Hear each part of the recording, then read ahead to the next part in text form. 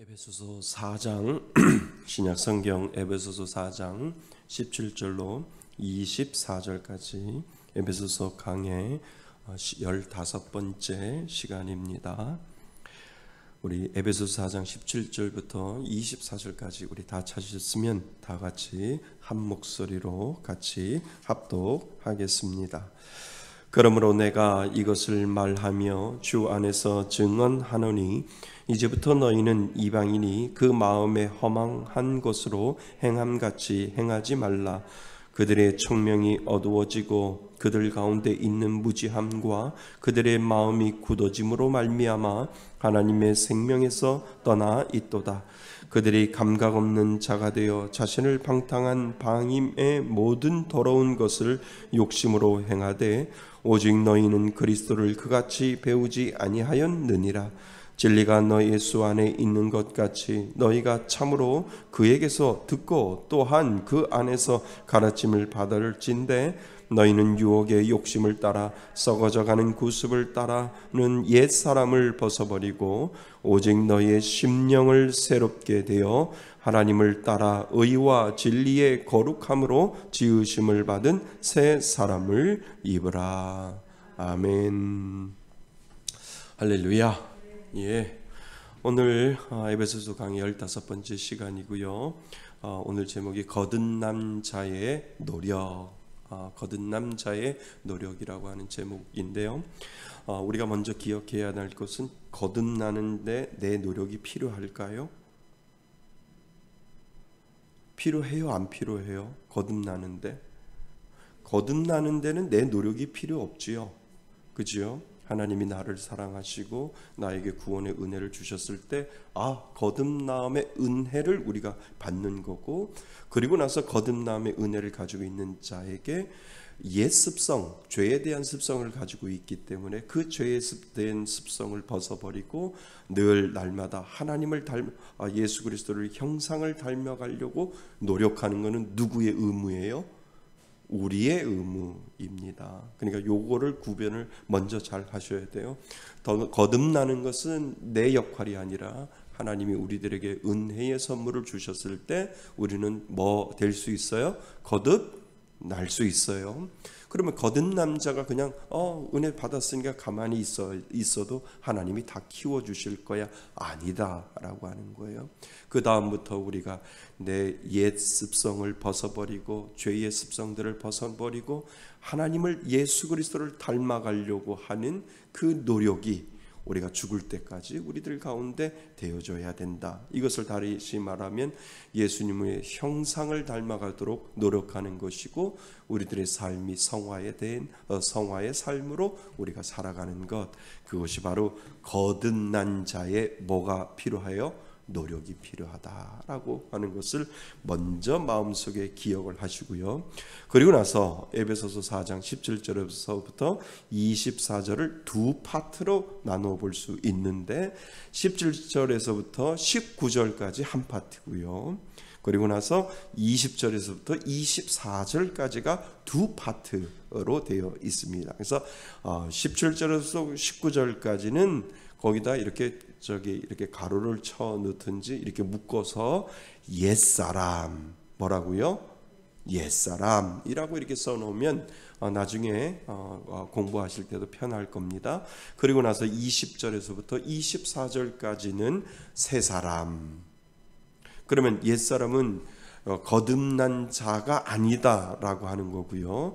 그 다음에 새사람은 예수 그리스도로 인하여 거듭남을 받은 사람 이죠. 그래서 17절에서부터 19절까지는 옛사람, 그리고 20절에서부터 24절까지는 새사람. 이 새 사람의 모습, 하나님으로부터 거듭난 자가 새 사람으로 어떻게 살아가야 되는지를 20절부터 24절까지 우리들에게 설명을 하고 있다라고 하는 것입니다. 그래서 사도 바울은 쭉 에베소서 4장 1절부터 쭉 설명을 해오면서 17절에 들어가서 그러므로 블라블라 하고 있는 이야기가, 그러면 17절에 들어가서부터 그러므로 옛사람을 벗어버리고 예수 그리스도의 그 거듭난 사람처럼 새 사람의 옷을 입으면서 새 사람답게 살아가라 라고 우리들에게 지금 사도 바울이 권면을 하고 있다는 겁니다. 이해되셨지요? 예, 그래서 17절에서부터 19절까지 묶어 놓으시고 20절에서부터 24절까지 묶어 놓으시면 이해하기 쉬울 수 있습니다. 예. 자, 그래서요. 우리가 먼저 17절에서부터 19절까지 우리가 생각해야 볼 것은 무엇이냐 하면 우리가 18절에 보면 맨 뒤에 보면 하나님 18절의 마지막 절 보면 하나님의 생명에서 떠나 있도다. 그러니까 옛사람 이방인처럼 살아가는 사람, 하나님을 믿지 않는 사람을 우리가 통틀어서 이방인이라고 이야기를 합니다. 그 이방인을 이야기할 때 하나님의 생명에서 떠나 있도다. 아무리 생명을 가지고 있어도 하나님이 내 생명이 아니다, 하나님의 생명에서 떠나 있도다 라고 이야기하면 그 사람은 아무 소용이 없습니다.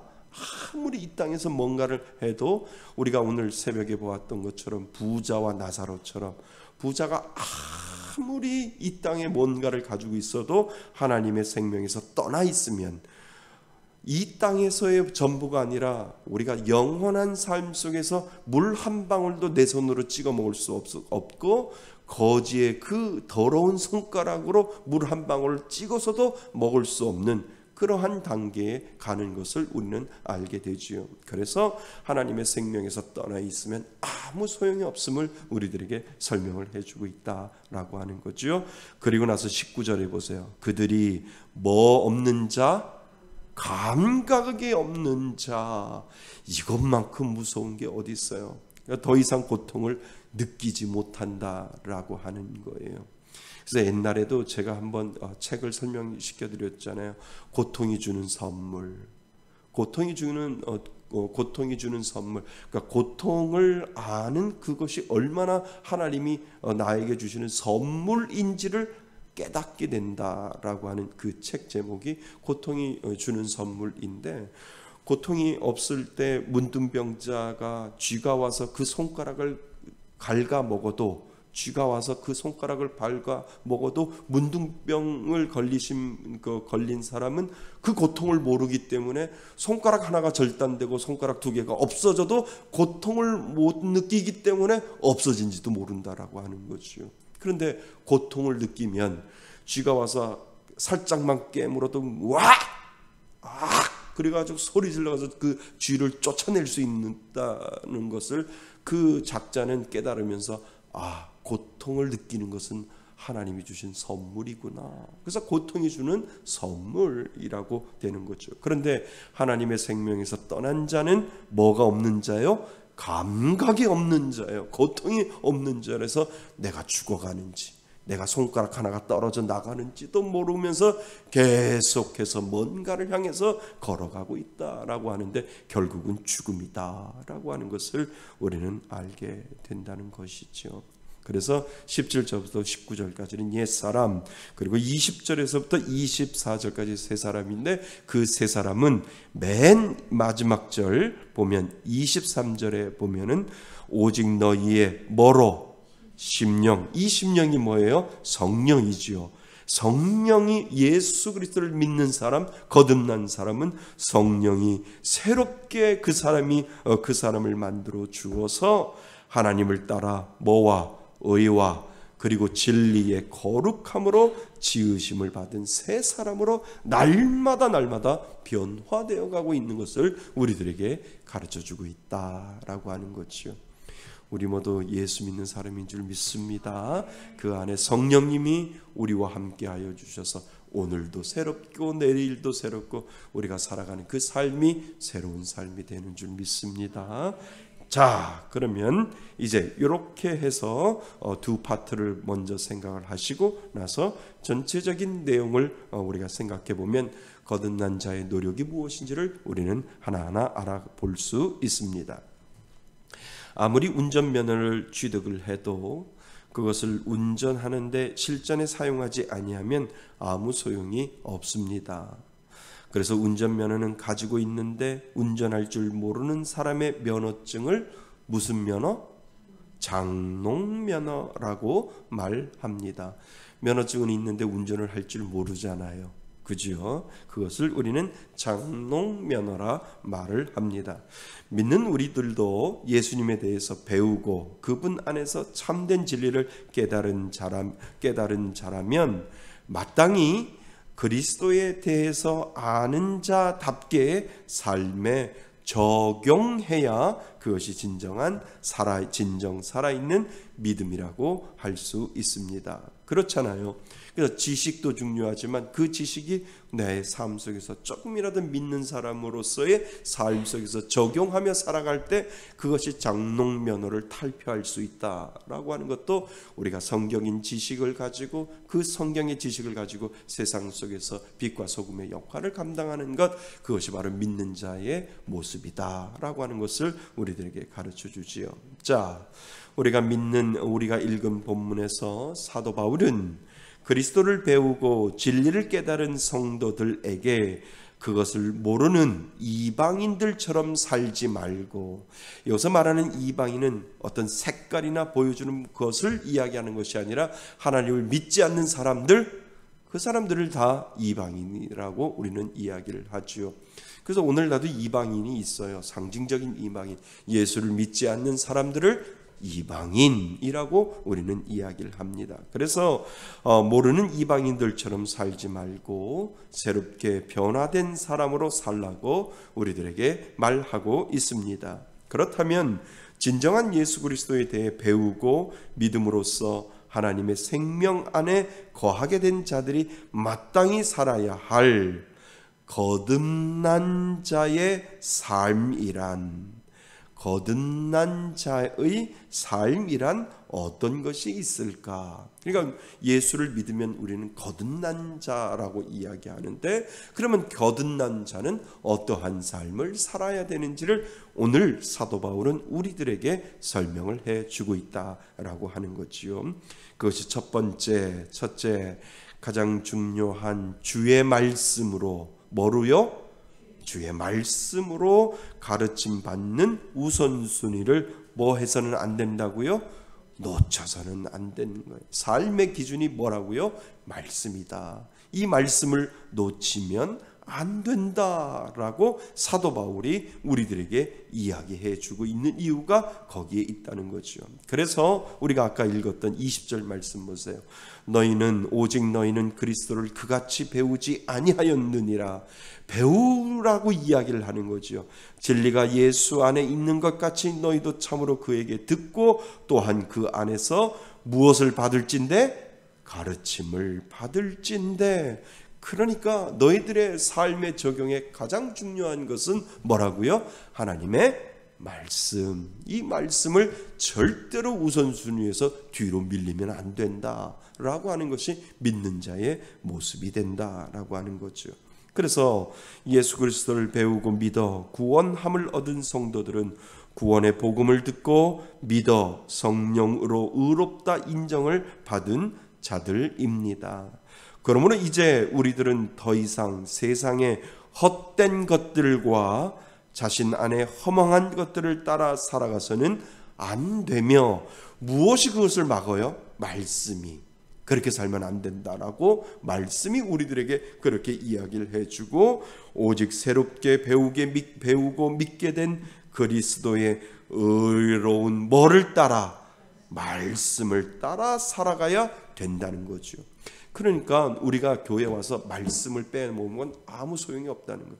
내가 전도를 하고 내가 헌신을 하고 내가 봉사할 때 말씀이 기본이 되어서 그 말씀에 따라서 내가 전도해야 하고 내가 섬겨야 하고 내가 헌신해야 하고 하나님 앞에 내가 드려야 되는 것이 바로 말씀이 기준이 되어지지 아니하면 아무 소용이 없다라고 하는 거죠. 그래서 사도 바울은 너희들이 배우지 않았느냐, 너희들이 가르침 받지 않았느냐, 이것을 놓쳐버리면 너희들은 아무 소용이 없다라고 사도 바울은 우리들에게 설명을 해주고 있다는 거죠. 그래서 교회는 말씀을 우선순위해야 돼요. 하나님의 마음과 하나님의 생각과 하나님의 계획이 무엇인지를 정확하게 성도들도 깨닫고 목회자들이 먼저 깨닫고 그것을 통해서 성도들에게 하나님의 계획은 이렇습니다. 하나님의 말씀은 이렇습니다. 하나님의 뜻은 이런데 우리가 그 하나님을 쫓아갑시다 라고 한 마음과 한 뜻으로 말씀의 기준으로 인해서 그 말씀으로 인도해 주지 아니하면 아무 소용이 없다라고 하는 것을 우리들에게 이야기를 해주고 있지요. 그래서 말씀이 연약하고 말씀이 빠진 교회는 문제가 있다라고 하는 거죠.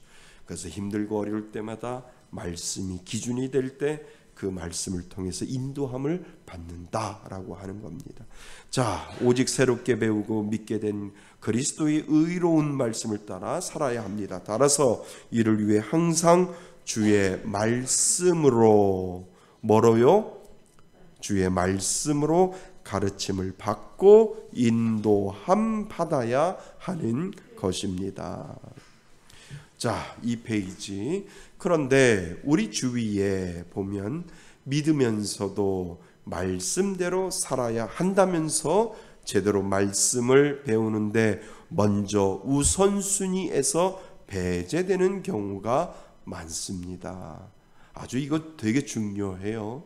그러니까 교회에 와서 무엇보다도 가장 중요한 게 말씀이에요. 그러니까 그 말씀을 듣기 위해서는 예배를 드려야 하고 예배가 먼저 되어야지, 예배가 먼저 되지 아니하면 아무 소용이 없다는 거죠. 그러니까 그러니까 말씀을 먼저 들어야 되는데 말씀 듣지 않고 주방에 들어가서 일하는 것보다 더 우선순위가 말씀이다라고 하는. 왜요? 말씀이 기준이 되면 주방에 들어가서 내가 무엇을 해야 할지를 어떻게 해야 할지를 그리고 왜 해야 할지를 분명히 말씀이 우리들에게 잣대가 되어서 그것을 가르치는데 그거 없이 그냥 말씀 없이 주방에 들어가나 헌신하고 내가 봉사하면 사회봉사하고 다를 게 없다라고 하는 거예요. 그래서 말씀이 먼저 우리들의 안에 각인되어지고 가르침되어졌을 때 그것을 기준으로 해서 우리가 봉사하고 헌신할 수 있다라고 하는 것이지요. 그래서 우선순위에 배제되는 경우가 많습니다. 배우다가 많은 것 배우잖아요. 배우다가 잊어버려도 돼요, 안 돼요? 됩니다. 그죠? 잊어버려도 됩니다. 배우지 않는 것이 문제이지 배우고 또 배워야 그 배우는 것이 우리 안에서 언젠가는 내 것이 되어 나올 수 있기 때문에 그렇다는 거죠. 아멘. 예, 그러니까 저한테 계속해서 배우세요. 배우면 잊어버려요. 당연히 잊어버리죠. 잊어버린데 어느 순간에 그것이 내 안에 체질화가 되고 그것이 어느 순간에 내 거가 되어서 나도 모르게 내가 어떤 행동을 하거나 어떤 말을 할 때 그 말이 나온다라고 하는 거예요. 그러니까 가만히 들어보면 우리 성도들 들어보면 잘 배우는 거예요. 내가 저 이야기를 이렇게 하는 거 보면 내가 했는데 목사님이 한 얘기를 똑같이 어디 가서 하는 거 보면 참 한편으로 보면 뿌듯하고 우리 성도님들 잘 배우고 있구나라고 하는 것을 그때마다 알게 되고 또 성도님들 나오셔서 공중 예배 때 기도하는 거 보면 기도 문구나 또 기도에 대한 어투나 이런 것들을 보면 참 그 목사의 그 성도인 것처럼 참 잘 배워서 기도할 때도 그렇게 사용하시고 적용하는 것이 그 마음속에 그것이 들려지면 참 목회자 입장에서는 뿌듯하고 하나님 그렇습니다. 배우고 익히고 그것을 통해서 하나님 앞에 적용해 가려고 하는 그 모습들이 참 좋습니다 라고 하는 것들이 보여질 때 보람을 느끼게 되고요. 그것을 통해서 정말 하나님이 주시는 구원의 은혜가 무엇인지를 우리는 알게 된다는 거죠. 그래서 배우지 않는 것이 문제이지 배우고 또 배워야 그 배우는 것이 우리 안에서 언젠간 내 것이 되어서 뭐 할 수 있다고요? 나올 수 있습니다. 내 거가 나오는 거예요. 목사님께 나오는 것이 아니라 목사님한테 배운 것, 그리고 말씀은 하나님한테 말씀을 배운 것, 그것을 내가 배웠는데 내 안에서 나올 때는 소화가 되어서 내 거가 나온다라고 하는 거지요. 근데 그거를 보면서 하나님은 기특게 하시고 예수님은 기특게 하신다는 거죠. 아멘. 맞습니다. 예. 그래서 믿는 사람의 삶의 기준은 말씀입니다. 아멘. 예. 말씀에 대한 지식이 없고 말씀을 듣고 가르침 받기를 게을리하면 할수록 하나님의 뜻을 바로 뭐하지 못하고 분별하지 못하고 나의 욕심과 생각에 나의 판단은 여지없이 무너질 수 있기 때문입니다. 아멘. 예. 그래서 성경은 갓난 아이들 같이 순전하게 말씀을 사모하여 구원에 이르는 진리를 온전히 가르침 받기를 늘 뭐하라고요? 힘쓰라 라고 베드로전서 2장 2절에 그렇게 되어 있잖아요. 그래서 늘 순전하게 말씀을 사모하여 구원에 이르는 진리를 온전히 가르침을 받기를 힘쓰라라고 이야기를 합니다. 그러므로 순전하고 겸손한 마음을 쉬지 않고 말씀을 사모하고 가르침을 받아 온전히 거듭난 믿음의 생활을 가질 수 있도록 노력해야 한다라고 사도 바울은 먼저 말씀 배움을 뭐 해서는 안 된다고요? 게을리해서는 안 된다. 말씀 배움을 게을리해서는 안 된다. 우리 교회가 참 말씀 많이 배우지요. 다른 교회 목사님들하고 이렇게 이야기해 보면 아우 김 목사님 교회는 너무 많이 배워요. 그래서 우리가 참 많이 배우는구나. 그래서 좋다는 얘기예요, 나쁘다는 얘기예요, 목사님? 그러면 아니 부럽다는 얘기예요. 이렇게 이야기하시는 분들이 많이 있어서 목사님 자료 좀 주세요. 아유 다 가져가세요. 원하는 대로 다 드릴게요. 그렇게 제가 말씀을 드리는데 우리 교회 성도님들 참 말씀으로 잘 무장해서 어느 교회보다도 우리 말씀예수 교회에서 들어오기만 하면 참 말씀 잘 배우고 하나하나 체계적으로 배워간다라고 하는 것이 좀 소문났으면 좋겠다라는 그런 생각을 하게 됩니다. 왜요? 말씀이 소화되면 그 말씀이 삶 속에서 적용이 된다니까요. 말씀이 내 거가 되면 하나님이 나를 소화시켜서 내가 나올 때는 말씀대로 살려고 하는 그 은혜와 그 믿음의 열정과 그 노력이 우리들 가운데 분명히 나타나기 때문에 그렇다는 거죠. 그러니까 말씀이 빠지면 아무 소용이 없음을 우리들에게 가르쳐 주지요. 사도 바울이 오늘 우리들에게 강조하는 것, 그것이 바로 말씀인 줄 믿습니다. 그래서 둘째, 나의 옛사람의 모습을 벗어버리려고 늘 뭐 해야 한다고요? 깨어 있어야 된다는 거예요. 말씀으로 부장해도요, 우리의 옛 죄악된 습성을 가지고 있고요, 옛 죄악된 모습들을 우리는 가지고 있어서 늘 옛사람의 모습에 그 흔적들이 있기 때문에 그것을 벗어버리도록 늘 깨어서 노력하지 아니하면 아무 소용이 없다라고 하는. 그것을 깨서 내가 늘 이것을 옛사람의 모습을 벗어버리려고 자꾸 노력하지 아니하면 안 된다라고 하는 거예요. 목사님들도 똑같아요. 옛사람의 습관이 있어요. 예수 믿기 전에. 그러니까 특별히 처음부터 모태신앙부터 그냥 기독교 가정에서 이렇게 자라온 사람들, 또 목회자는 모르지만 중간에 은혜 받고 거기에서 하나님을 믿고 목회자가 되신 분들은 그 이전의 삶이 있어요. 근데 이전의 것은 지나갔으니 보라 새 것이 되었도다 라고 고백하지만 여전히 옛 습성은 그 가운데 살아있다라고 하는 거지요. 그러니까 런던에 있을 때 그 목사님이 런던에 있을 때 목사님이 너무 목회가 힘드니까 아주 성도님들이 너무 괴롭혀가지고 너무 힘드니까 사모님하고 결정을 했대요. 나 오늘부로 이제 목회 안 해. 성도들하고 난 이제 빠이빠이야. 난 이제 목회 안 할 거야. 너무 힘들어서 나 목회 못해라고 해서 이제 목회 안 해라고 이제 선언을 하고 제일 먼저 간 게 뭔지 아세요? 편의점에 가서 담배를 하나 사셨대. 그리고 담배를 핀 거지요. 그러니까 뭐예요? 예수 믿기 전에, 예수를 알기 전에 담배도 피고 다 해가지고 예습성은 남아있는데 목회를 하다 보니까 너무 힘들다 보니까 나 이제 성도들한테 지쳐서 나 목회 안 해 라고 해놓고 사모한테 그렇게 선언을 하고 목사님이 간 건 뭐예요? 예습성이에요. 예습성을 위해서 가가지고 담배 한 갑을 사서 벤치에 앉아가지고 담배를 뻐끔 폈다라고 얘기를 들었어요. 그러니까 우리는 죄악된 모습이, 죄인의 모습이 있기 때문에 늘 예습성은 가지고 있어요. 그러면서도요, 기회만 되면 돌아가고 싶어해요. 기회만 되면 어떻게든지 돌아가고 싶어하는 그 죄악된 모습들이 분명히 있는데, 사도 바울은 옛사람의 모습을 벗어버리려고 늘 뭐해하고 있어야 된다고요? 깨어있지 아니하면 자꾸 돌아가고 싶은 그 습성을 가지고 있다라고 이야기를 하는 거죠. 자, 사람들은 누구나 자신의 약점을 압니다. 약점 알지요?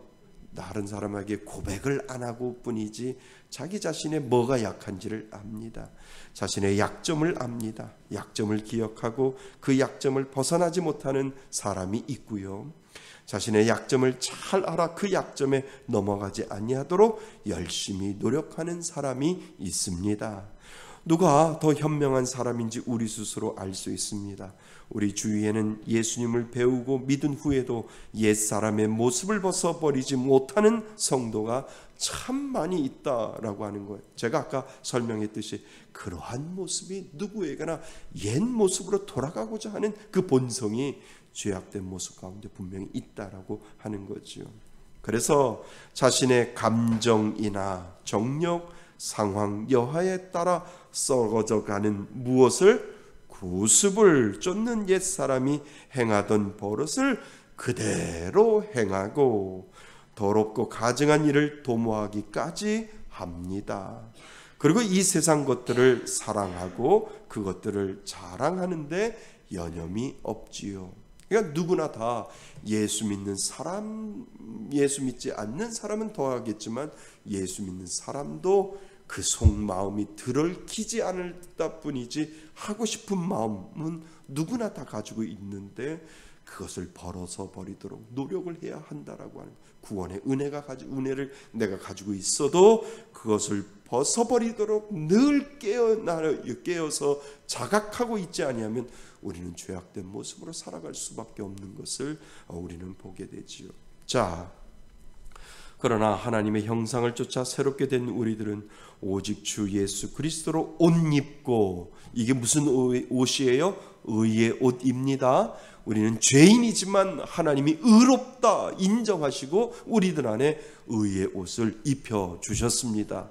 그러니까 그 의의 옷을 입었지만 우리들의 본성 자체는 죄악된 습성과 구습을 쫓으려고 하는 그 마음이 여전히 있는데, 내가 의의 옷을 입었으니까 그 의의 옷을 통하여 죄악된 모습들아 떠나가라라고 계속해서 선포하고 계속해서 그것을 깨어있지 아니하면 우리는 죄악된 세상에서 살아갈 수밖에 없다라고 하는 거죠. 그래서 오직 주 예수 그리스도로 옷 입고 육신의 정욕을 도모하지 말라고 성경은 우리들에게 말합니다. 로마서 13장 14절 보시면 오직 주 예수 그리스도로 옷 입고 정욕을 위하여 육신의 일을 뭐하지 말라고요? 도모하지 말라라고 되어 있습니다. 자, 우리의 모든 죄를 십자가의 죽음으로 대속하시고 우리의 의인의 반열에 서게 하신 그리스도의 희생과 사랑을 알고 믿는 우리는 이제 이전의 어둠의 일을 벗고 빛의 갑옷을 입어 세상의 빛과 소금의 사명을 잘 감당해야 하는 것입니다. 우리는 아직도 옛사람의 모습을 지닌 채 인정하셔야 돼요. 우리는 옛사람의 모습을 가지고 있어요. 옛사람의 모습을 지닌 채 이 세상을 살아가고 있다는 것을 늘 뭐 해야 돼요? 기억해야 한다는 겁니다. 옛사람의 모양을 벗어버리고 우리를 의롭게 하신 그리스도를 알고 믿는 자답게 거룩하고 순전한 새 사람이 되기를 우리는 오늘도 늘 깨어서 소망해라 라고 사도 바울이 우리들에게 이야기를 해주고 있다라고 하는 겁니다. 그래서 나의 옛사람의 모습을 벗어버리도록 우리는 늘 노력해야 하지요. 그리고 나서 무엇을 해야 하느냐? 셋째, 그래서 우리는 끝까지 아주 중요해요. 의와 진리를 쫓는 사람이 되어야 합니다. 아멘. 예, 그래서 옛사람의 구습을 벗어버리고 늘 깨어 있으려면 늘 그 안에 그 끝까지 하나님의 의와 진리를 쫓는 사람이 되어야 한다라고 하는 거예요. 그러니까 늘 깨어 있는 것만 아니라 깨어 있기 위해서 의와 진리로 하나님이 주시는 그 의와 진리를 내 안에 계속해서 간직하려고 하는 그 마음들이 우리들 가운데 필요하다라고 하는 것을 사도 바울은 세 번째 우리들에게 설명을 해주고 있습니다. 그래서 예수님을 알고 거듭난 성도들이 옛사람을 벗어버리고 새 사람을 입는다는 것은 우리를 창조하신 하나님의 형상을 쫓아, 누구를 쫓아? 하나님의 형상을 쫓아 새롭게 창조되는 것을 우리들에게 말하고 있습니다. 자, 제일 밑에 골로새서 3장 10절 같이 한번 읽어보겠습니다. 시작. 새 사람을 입었으니 이는 자기를 창조하신 이의 형상을 따라 지식에까지 새롭게 하심을 입은 자니라. 아멘. 우리는 죽을 때까지 하나님의 형상을 이루어가는 사람이다 라고 하는 것을 이야기를 해주고 있지요. 자, 이것은 말과 생각뿐만 아니라 그 행위와 삶에 있어서도 그리스도로부터 배운 의와 진리에 합당한 모습이 되어야 함을 우리들에게 의미합니다. 그것을 그리스도를 배우고 거듭난 성도들은 이미 어두움의 자식이 아니요, 주 안에서 새 사람 된 어둠의 자식의 반대말이 뭐예요? 빛의 자녀이기 때문입니다. 우리는 빛의 자녀입니다. 예, 죄악된 곳에 있을 때 우리는 어둠의 자녀였지만 하나님의 의의 빛으로 의의 진리가 우리들 가운데 있을 때 우리는 더 이상 어둠의 자녀가 아니라 빛의 자녀임을 하나님이 우리들에게 선언해 주신 것이죠. 그리하여 빛의 자녀들로서 모든 착함과 의로움과 진실함의 열매를 맺어야 합니다. 예, 그래서 착함이 믿는 사람들에게 있어야 되고요. 착함에다가 동그라미, 그 다음에 의로움, 거룩한 의가 분명히 우리들에게 있어야 되는 거예요. 무엇이 진리이고 무엇이 참이고 무엇이 거짓이고 그 참과 거짓을 구별할 줄 아는 그 마음이 분명히 의로움 가운데 분명히 있다라고 하는 거죠. 그러니까 이번 주에 제가 설교했던 것처럼 사랑은 모든 것을 믿어주는 것입니다 라고 할 때 그 전제 조건이 뭐예요? 모든 것을 다 믿는 거 아니잖아요. 참과 거짓을 구별할 수 있는 그 진리의 말씀을 통해서 참과 거짓을 구별하고 참을 믿어주는 것이고 거짓은 밝혀내야 되는 거죠. 그것은 거짓입니다. 그것은 잘못된 겁니다. 그것은 하나님이 좋아하시는 거 아닙니다 라고 할 때 참과 거짓을 구별하여 참인 것, 하나님이 보시기에 참인 것, 그 모든 것을 믿어주는 것, 그것이 바로 진정한 사랑이다라고 우리가 배웠잖아요. 그래서 우리들에게 정말 필요한 것이 무엇이냐 하면 착함이 필요한데 그 착함 가운데 뭐가 있어야 돼요? 의로움, 뭐가 참이고 뭐가 거짓인 것을 분명히 우리들에게 가르쳐 주었기 때문에 마냥 착한 것이 아니라 그 착함 가운데 참과 거짓을 구별할 줄 아는 아닌 건 아니다라고 이야기하고 맞는 건 맞다라고 이야기할 줄 아는 의로움이 믿는 자에게 분명히 있어야 된다라고 하는 거죠. 그래서 착함의 동그라미를 치셔야 하고요. 의로움에 동그라미를 치셔야 되고 그 가운데 뭐가 있어야 돼요? 진실함. 그래서 이 세 가지가 사실 믿는 자의 결정판이에요. 그분은 참 착해. 착한데 참과 거짓 아닌 건 절대 아니라고 이야기를 하셔. 그죠? 그런데 참 그분은 진실해. 이 세 가지가 믿는 사람들에게 보여져야 된다라고 하는 거예요. 자, 한번 따라해 볼까요? 착함, 그 다음에 의로움, 그 다음에 진실함. 예, 착함과 의로움과 진실함이 있으면 그 사람은 하나님을, 예수 그리스도의 형상을 닮아가는 거죠. 그러니까 마지막에 그분은 참 착하셨어요. 착한데 그냥 착한 것이 아니라 의로웠어요. 옳고 그름을 바로 아시고 그리고 모든 일에 진실하셨어요. 라고 하는 그 꼬리표가 분명히 받게 된다면 우리는 그리스도인으로 정말 잘 살았다라고 하는 자리매김을 우리는 분명히 할 수 있다라고 하는 거예요. 그래서 늘 기도하실 때 하나님 앞에 하나님 저에게 착함을 주세요. 하나님 저에게 의로움을 주세요. 거짓을 눈감아 주는 것이 아니라 참과 거짓을 분별할 수 있는 의로움을 주시고 그리고 매사에 하나님 앞에 진실했던 것처럼 사람 앞에도 진실한 삶 살아갈 수 있게 해달라고 하나님 앞에 기도해야 된다라고 하는 겁니다. 아멘. 예. 그래서 만약 예수님이 가르치신 의와 진리의 삶에서 여전히 멀리 떨어져 있다면 그것은 예수를 바로 세운 자라 할 수 없을 것입니다. 그러므로 우리의 삶 속에서 믿음의 선한 싸움을 싸우고 새 사람의 형상을 회복하는 일들이 생활 속에서 끊임없이 나타나는 것이야말로 참된 믿음의 성도가 취해야 할 자세임을 우리는 기억해야 합니다. 자, 그래서 거듭난 자가 가져야 할 세 가지의 노력을 사도 바울은 우리들에게 설명을 하고 있는데요. 첫 번째가 무엇일까요? 가장 중요한 주의 말씀으로 가르침 받는 우선순위를 뭐 해서는 안 된다고요? 놓쳐서는 안 됩니다. 두 번째는요, 나의 옛사람의 모습을 벗어버리려고 늘 깨어 있어야 된다. 세 번째는요, 그래서 우리는 끝까지 의와 진리를 쫓는 사람이 되어서 정말 착함과 의로움과 진실함의 열매를 맺는 그러한 성도가 되기를 바랍니다. 예, 결론. 예수님을 바로 배운 성도들은 자신의 삶 속에서 거듭난 모습을 나타내어야 합니다. 이것이 바로 우리들의 노력이지요.